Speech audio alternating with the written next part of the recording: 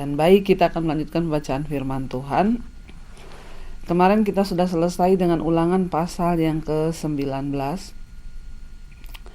Tuhan berkata, ya, tidak boleh menjadi saksi dusta atau bermain-main, saudara, ya, dengan jadi 2-3 orang harus meneguhkan satu perkara baru bisa menuduh. Kalau tidak dapat dituduh seseorang hanya berdasarkan satu saksi saja. Sekarang kita lanjutkan Ulangan pasal 20, judul perikopnya hukum perang. Ya, ayat yang pertama, Ulangan 20 ayat pertama. Apabila engkau keluar berperang melawan musuhmu, dan engkau melihat kuda dan kereta, yakni tentara, yang lebih banyak daripadamu, maka janganlah engkau takut kepadanya, sebab Tuhan Allahmu yang telah menuntun engkau keluar dari tanah Mesir menyertai engkau.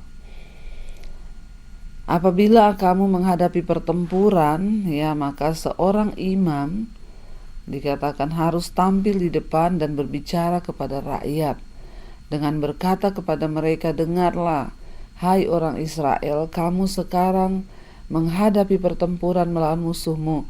Janganlah lemah hatimu, janganlah takut, janganlah gentar, dan janganlah gemetar karena mereka, sebab Tuhan Allahmu dialah yang berjalan menyertai kamu untuk berperang bagimu melawan musuhmu dengan bermaksud memberikan kemenangan kepadamu. Saudara, ya, Tuhan berpesan kepada bangsa Israel bahwa ketika mereka menghadapi peperangan, sekalipun mereka melihat di depan mereka itu ada kereta kuda, ada pasukan yang begitu banyak, tapi Tuhan bilang, janganlah takut, ya, sebab yang menyertai kamu ialah Tuhan Allah Israel yang akan memberikan kepadamu kemenangan.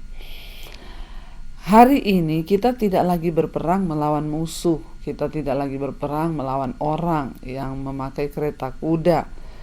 Namun hari ini kita masih berperang melawan pergumulan hidup, melawan dosa, melawan segala hal yang berusaha untuk menghambat iman kita. Namun prinsipnya tetap sama. Tuhan berkata, jangan takut menghadapi persoalanmu, menghadapi masalahmu, musuh-musuhmu, ya, masalah, persoalan, pergumulan, dosa, kedagingan, itu musuh kita yang terutama hari-hari ini. Ya, prinsipnya tetap sama. Saudara, jangan takut menghadapi persoalan, tapi ya, lihatlah kepada Tuhan yang lebih besar dari setiap masalah kita. Ya, jangan fokus kepada masalahmu, tapi fokuslah kepada Tuhan. Coba ganti fokus kita kepada Allah. Ya, saudara, Tuhan berkata, ketika engkau menghadapi musuhmu, lawan-lawanmu, jangan takut, jangan gentar. Tuhan menyuruh agar imam memberikan kekuatan kepada bangsa itu ketika mereka hendak berperang.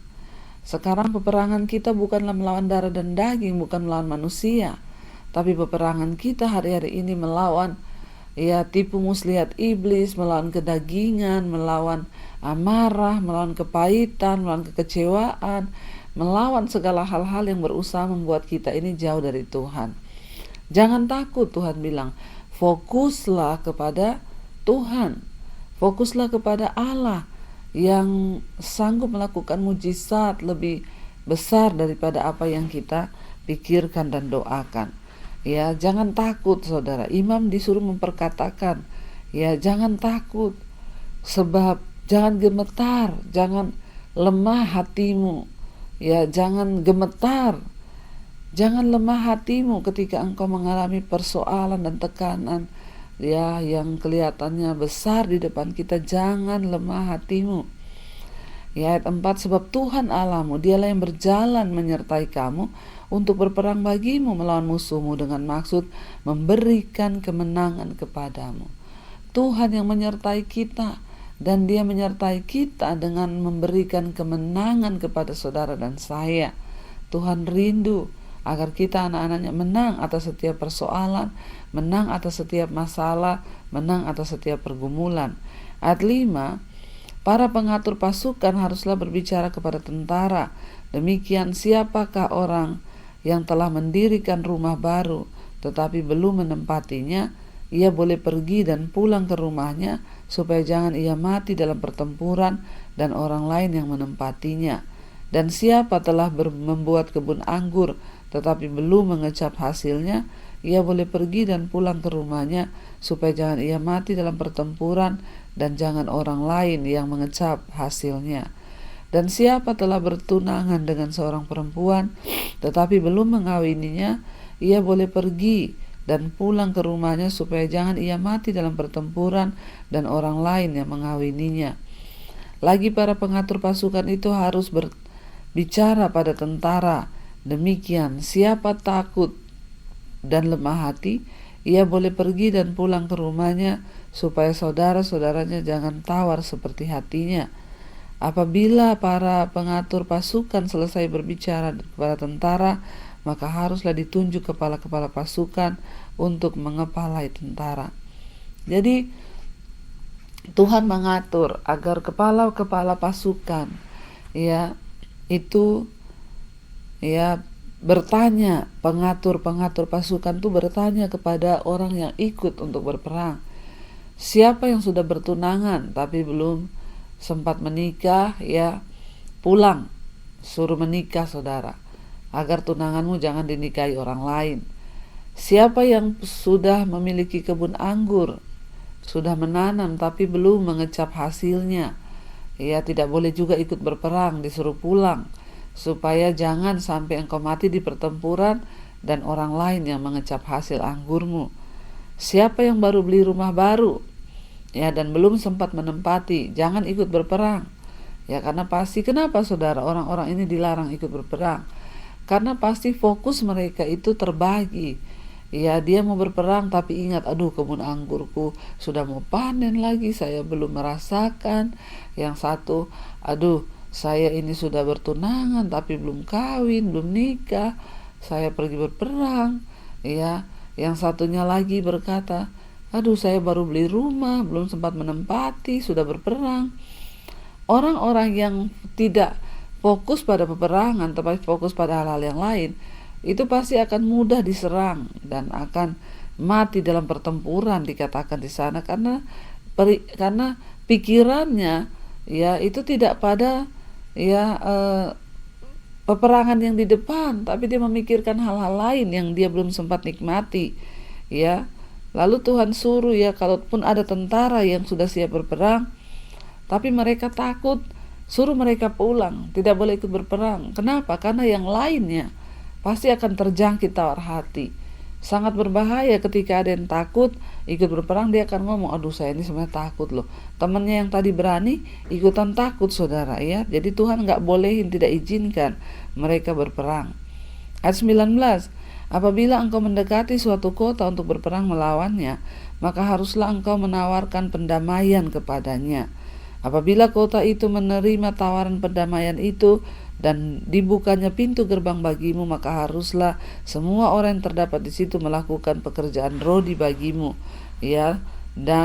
Jadi Tuhan menyuruh saudara, sebelum berperang pun, Tuhan menyuruh tawarkan perdamaian. Kalau sudah ditawarkan perdamaian, dan orang itu mau berdamai, maka Tuhan bilang, jangan engkau berperang, dengan kota itu. Tawari dulu perdamaian. Ketika mereka mau berdamai, maka tidak boleh berperang, harus masuk ke pintu gerbang. Tetapi mereka harus bekerja rodi bagi dan menjadi hamba kepadamu. Ayat 12 di sana dikatakan, tetapi apabila kota itu tidak mau berdamai dengan engkau, melainkan mengadakan pertempuran melawan engkau, maka haruslah engkau mengepungnya. Dan setelah engkau mengepungnya, maka Tuhan Allahmu menyerahkan ke dalam tanganmu, maka haruslah engkau membunuh seluruh penduduknya yang laki-laki dengan mata pedang. Hanya perempuan, anak-anak, hewan, dan segala yang ada di kota itu, yakni seluruh jarahan itu boleh kau rampas bagimu sendiri, dan jarahan yang ada dari musuhmu ini, yang diberikan kepadamu oleh Tuhan Allahmu, boleh kau pergunakan. Demikianlah harus kau lakukan terhadap segala kota yang sangat jauh letaknya dari tempatmu, yang tidak termasuk kota-kota bangsa-bangsa di sini, tetapi dari kota-kota bangsa-bangsa ya yang diberikan Tuhan Allahmu kepadamu menjadi milik pusakamu. Janganlah kau biarkan hidup apapun yang bernafas, melainkan kau tumpah sama sekali, yakni orang Het, orang Amori, orang Kanaan, orang Feris, dan orang Hewi, dan orang Yebus, ya, seperti yang diperintahkan kepadamu oleh Tuhan Allahmu, supaya mereka jangan mengajar kamu berbuat sesuai dengan segala kekejian yang dilakukan mereka bagi Allah mereka, sehingga kamu berbuat dosa terhadap Tuhan Allahmu. Kalau kita lihat di sini, kayaknya kok Tuhan tuh kejam, menyuruh membunuh. Pada perjanjian lama, memang saudara ya dibolehkan, dan kita sudah tahu kenapa Tuhan suruh bangsa ini menumpas orang Amori, orang Kanaan, orang Feris, orang Het, orang Yebus, karena bangsa-bangsa ini bangsa yang tidak menyembah kepada Allah, tapi mereka membuat berhala-berhala, patung-patung untuk disembah, dan bukan kepada Tuhan mereka menyembah. Karena itu Tuhan menyuruh menghabiskan, ya, membinasakan. Tuhan bilang karena mereka tidak menyembah kepada Allah, tetapi menyembah kepada dewa-dewa yang lain. Ya, dan apabila ayat 19, dalam memerangi suatu kota engkau lama mengepungnya untuk direbut, maka tidak boleh engkau merusakkan pohon-pohon sekelilingnya dengan mengayunkan kapak kepadanya. Buahnya boleh kau makan, tetapi batangnya jangan kau tebang, sebab pohon yang di padang itu bukan manusia, jadi tidak patut ikut kau kepung. Hanya pohon yang engkau tahu tidak menghasilkan makanan boleh kau rusakkan, dan kau tebang untuk mendirikan pagar pengepungan terhadap kota yang berperang melawan engkau sampai kota itu jatuh. Saudara, ya, bahkan Tuhan mengatur pohon-pohon tidak boleh ditebang, jangan diperangi, karena pohon itu bukan manusia. Ya, jadi kita sudah mendengar di sini bahwa ya apa yang Tuhan ajarkan kepada bangsa Israel untuk tidak takut kepada musuhnya, ya, tetapi mengandalkan Tuhan. Ini juga prinsip ini berlaku bagi setiap kita anak Tuhan. Jangan takut terhadap masalah, jangan takut terhadap persoalan hidupmu, tapi berharaplah hanya kepada Tuhan. Kita akan lanjutkan pembacaan kepada Ulangan 21. Judul perikopnya adalah cara mengadakan pendamaian karena pembunuhan oleh seorang yang tidak dikenal. Ya, Ulangan 21. Apabila di tanah yang diberikan Tuhan Allahmu kepadamu untuk menjadi milikmu terdapat seorang yang mati terbunuh di padang dengan tidak diketahui siapa yang membunuhnya, maka haruslah para tua-tuamu dan para hakimmu keluar mengukur jarak ke kota-kota yang di sekeliling orang yang terbunuh itu. Kalau yang ternyata paling dekat dengan tempat orang yang terbunuh itu, para tua-tua kota itu haruslah mengambil seekor lembu betina yang muda yang belum pernah dipakai, yang belum pernah menghela dengan kuk, dan para tua-tua kota itu haruslah membawa lembu muda itu ke suatu lembah yang selalu berair dan yang belum pernah dikerjakan atau ditaburi, dan di sana di lembah itu haruslah mereka mematahkan batang leher lembu muda itu. Imam-imam Bani Lewi haruslah tampil ke depan, sebab mereka yang dipilih Tuhan Allahmu untuk melayani Dia dan untuk memberi berkat demi nama Tuhan. Menurut putusan mereka lah setiap perkara dan setiap hal luka melukai harus diselesaikan. Ayat 6, dan semua tua-tua di kota, dari kota yang paling dekat dengan tempat orang yang terbunuh itu haruslah membasuh tangannya di atas lembu muda yang batang lehernya dipatahkan di lembah itu, dan mereka harus memberi pernyataan dengan mengatakan, tangan kami tidak mencurahkan darah ini. Ya, dan ya dikatakan di sana firman Tuhan, saudara, ya mereka harus mengucapkan itu bahwa mereka tidak curahkan darah orang yang tidak bersalah itu, ya, dan mereka harus berkata, ya, bahwa dan mata kami tidak melihatnya.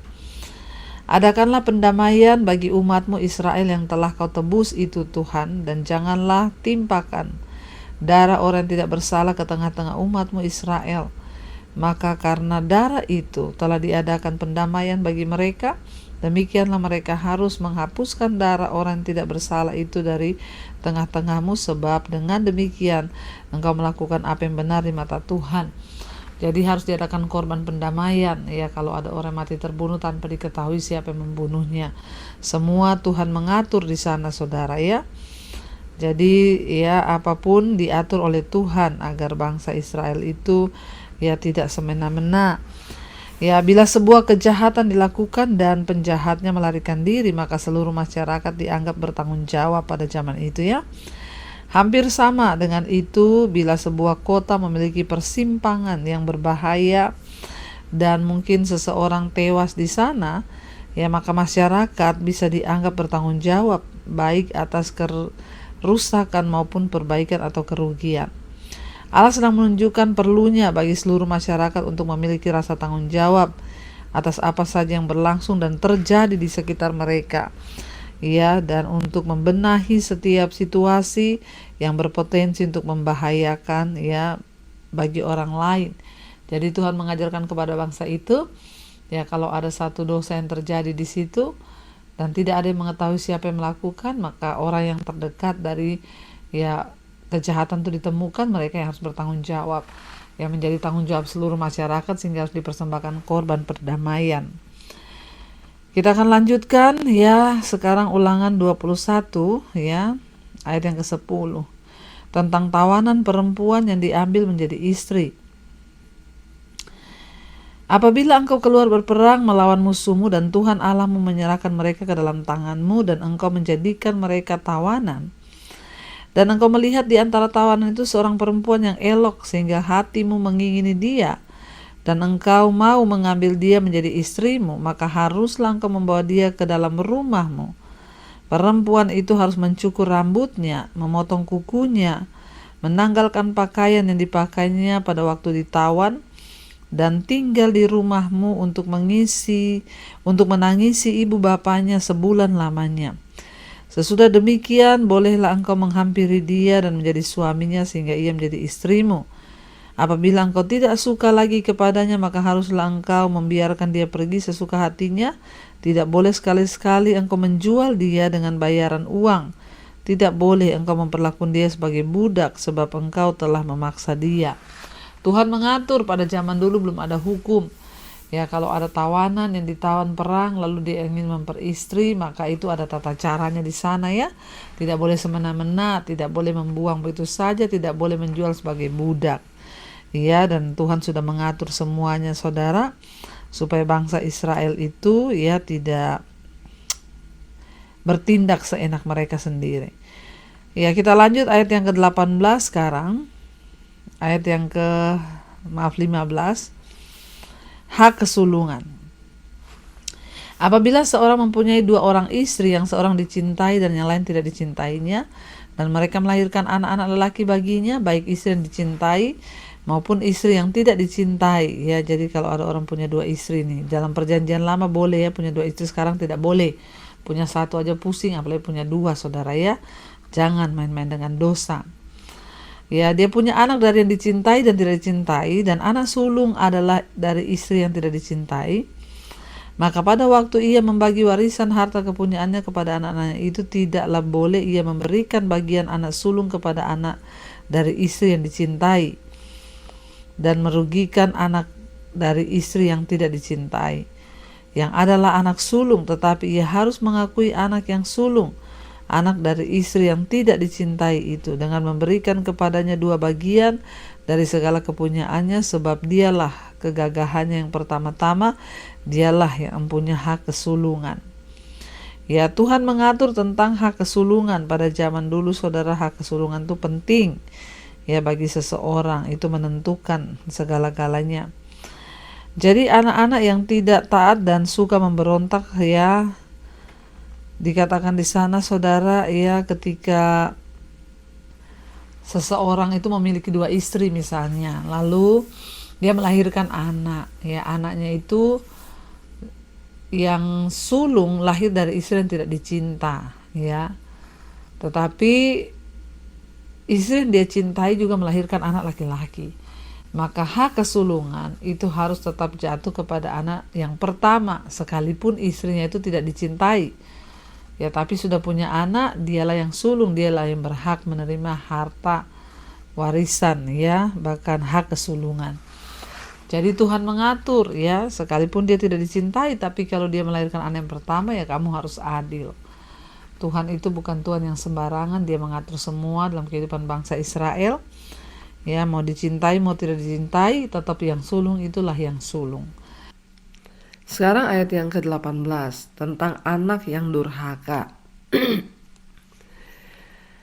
Apabila seseorang mempunyai anak laki-laki yang degil dan membangkang, yang tidak mau mendengarkan perkataan ayahnya dan ibunya, dan walaupun mereka menghajar dia tidak juga ia mendengarkan mereka, maka haruslah ayah dan ibunya itu memegang dia dan membawa dia keluar kepada para tua-tua di kotanya, di pintu gerbang tempat kediamannya.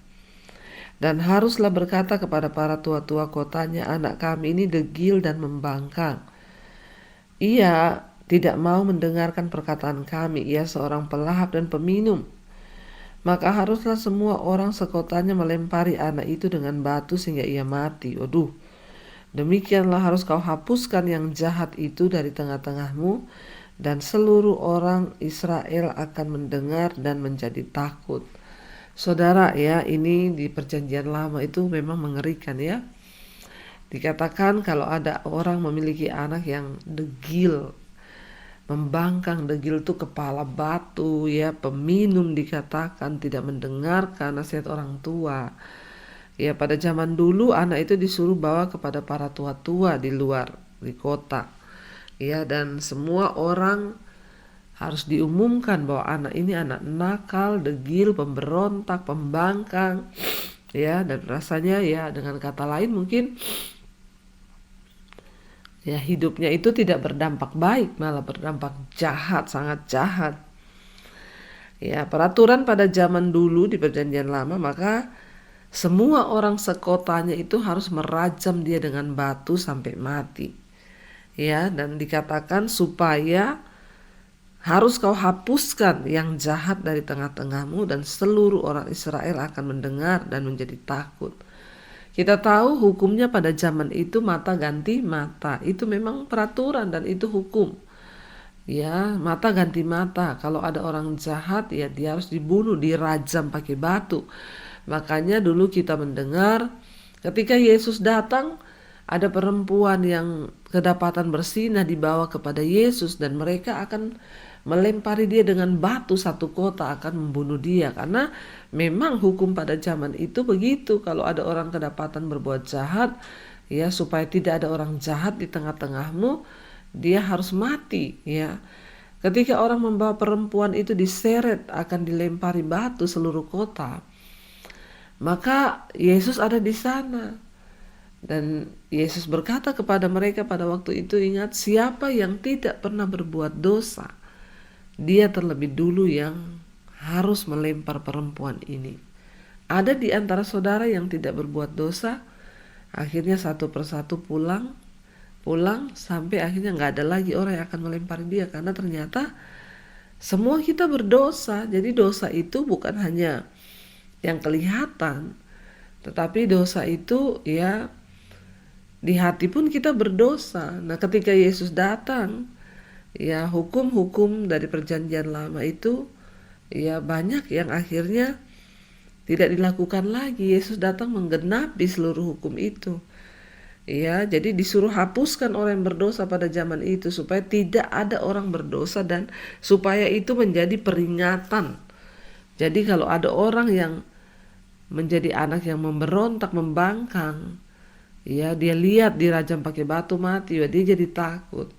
Sebenarnya niatnya satu, hanya untuk menghapus orang jahat, ya membuang orang berdosa supaya di antara bangsa Israel tuh nggak ada yang berdosa. Tapi kan ya hukum itu ya tidak boleh dilakukan, saudara, karena ketika Yesus datang, Yesus membawa pengampunan. Tapi ya perjanjian lama memang seperti itu, ya, untuk efek jera supaya orang tidak melakukan semua yang jahat. Jadi anak-anak yang tidak taat ya dan suka memberontak dikatakan dibawa di hadapan para tua-tua kota, lalu dia harus dilempari dia dengan batu. Ini ya tidak ada bukti yang alkitabiah sih, atau ya arkeologi pun tidak pernah mencatat hukuman ini pernah dilaksanakan. Ya, di Alkitab pun tidak ada catatan bahwa pernah ada orang yang, pasti tidak ada orang tua lah yang tega untuk menyerahkan anaknya untuk dihukum mati. Ya, mungkin peraturan itu dibuat ya untuk membuat takut, ya, hanya untuk menakut-nakuti. Buktinya Alkitab nggak pernah mencatat ada anak yang dihukum mati karena dirajam pakai batu. Tapi hukum itu ada, ya, namanya hukum itu dibuat. Makanya mungkin orang-orang tua zaman dulu ya mendidik anaknya sambil berkata, kamu kalau nggak denger ya, mama bawa kamu ke tua-tua, lalu kamu akan dirajam sampai mati. Itu hukumnya kita di sini. Makanya mungkin ya jadi nggak ada anak yang kepala batu. Dan karena Alkitab pun tidak pernah mencatat bahwa hukuman itu pernah terjadi atas seorang anak. Dan saya yakin juga nggak ada orang tua yang tega menyerahkan anaknya ke orang tua-tua di kota. Ya, itu hanya hukum untuk ya supaya orang itu takut saja.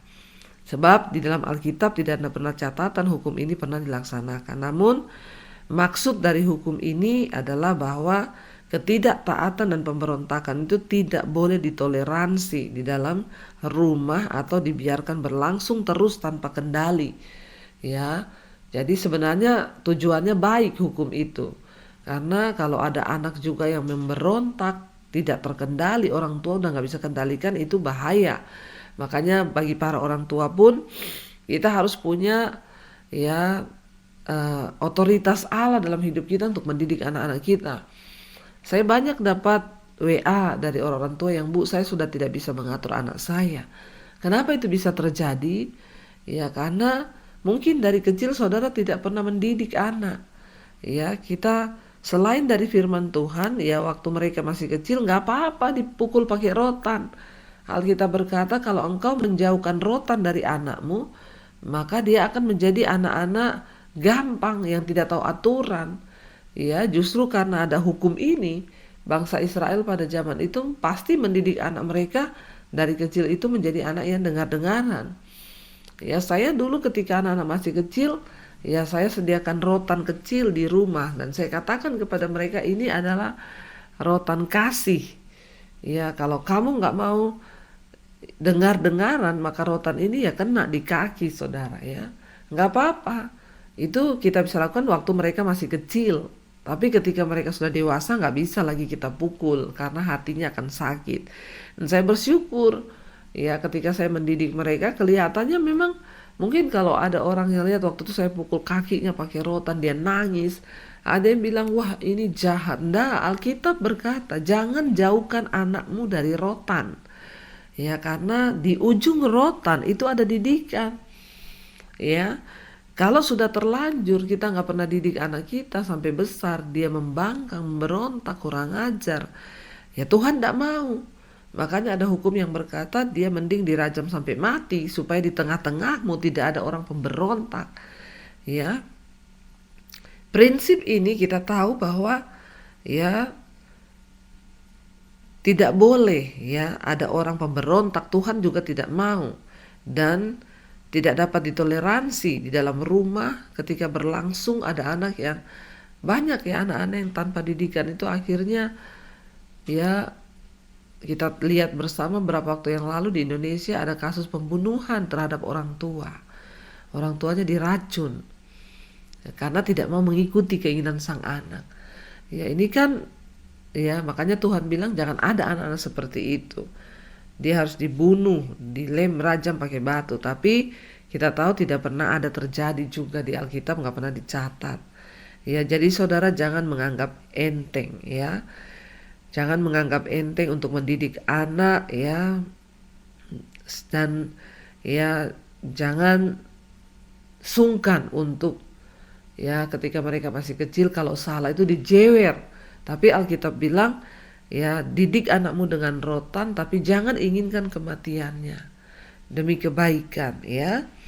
Tidak apa-apa karena ya itu adalah didikan yang tegas ya dan kita harus memperlakukan ya konsekuensi kalau tanpa kita didik anak-anak itu ke depan mereka, maka bisa kejam, ya, bisa melakukan emosi yang tanpa terkendali, ya. Dan Tuhan Alkitab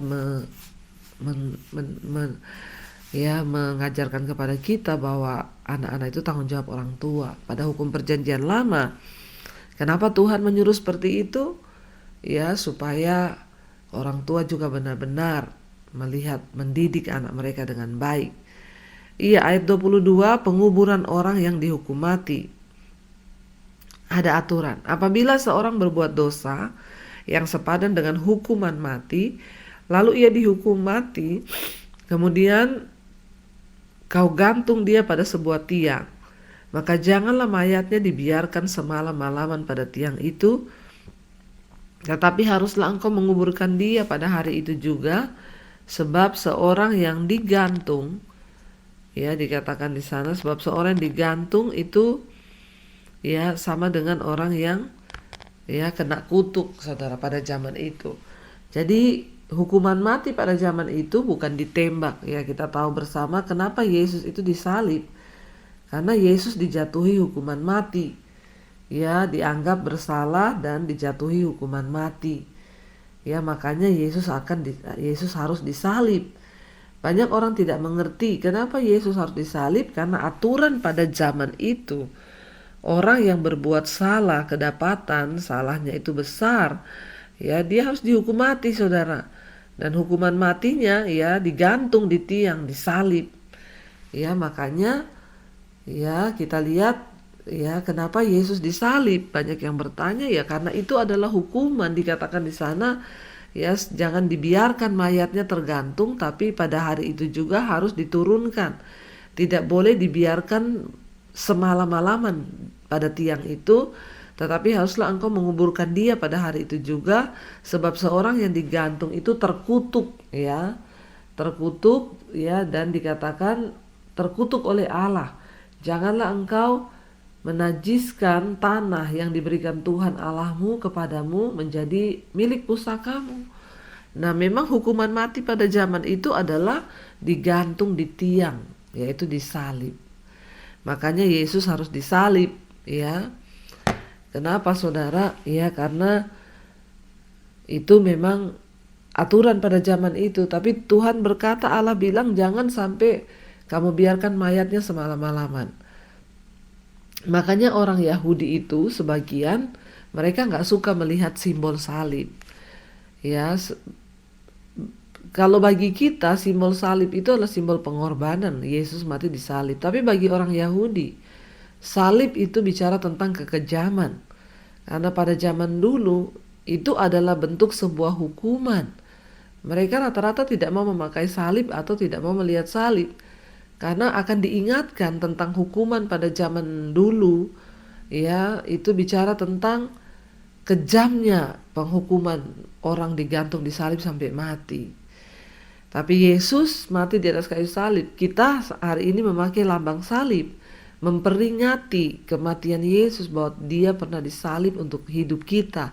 Tapi bagi orang Yahudi itu lambang kekejaman, ya. Dan kita percaya, saudara, ya kita mengerti kenapa Yesus harus disalib, ya itu ya karena memang pada zaman dulu itu salib berbicara tentang ya penghukuman orang yang terkutuk. Bahkan Tuhan Allah pada zaman itu mengeluarkan satu hukum, jangan biarkan mayat dari orang yang terkutuk itu ada di salib, tergantung semalam-malaman, karena tanah itu akan menjadi najis. Makanya ketika Yesus disalib, di samping kanan kirinya ada dua orang penjahat yang juga disalib pada hari itu. Ya memang mereka disalib karena mereka jahat, tapi Yesus kan disalib bukan karena berbuat dosa, dia disalib karena memang dia harus menggenapi kematian itu, saudara, supaya kita boleh diselamatkan. Baik, kita akan berdoa hari ini, kita tundukkan kepala. Terima kasih Bapa, kami bersyukur kami banyak belajar dari firman Tuhan. Ajarkan kepada kami lebih dan lebih lagi supaya kami mengerti. Biarlah kami hari ini mendapat rema Ya, kami mendidik anak-anak kami ketika mereka masih kecil. Ajar kami untuk tegas mendidik anak-anak kami. Kalau itu salah, kami katakan salah. Kalau benar, kami katakan benar. Karena kebanyakan Tuhan, anak-anak menjadi pemberontak karena akibat orang tua yang tidak mau mendidik anak-anak. Kami berdoa biarlah didikan ada di mulut kami, ada di tangan kami. Kami boleh mendidik anak-anak kami dengan kebenaran. Terima kasih Bapa. Mari buka hati dan tanganmu saudara. Terimalah berkat dari Allah Bapa, cinta kasih Tuhan Yesus Kristus, penyertaan Allah Roh Kudus melimpah atas hidup kita mulai hari ini bahkan sampai kali yang kedua Tuhan Yesus datang menjemput kita semua. Nama kita tercatat dalam kitab kehidupan. Dalam nama Tuhan Yesus yang percaya diberkati Tuhan, katakan bersama, amin, amin, amin. Tuhan Yesus memberkati. Shalom dan Immanuel saudara.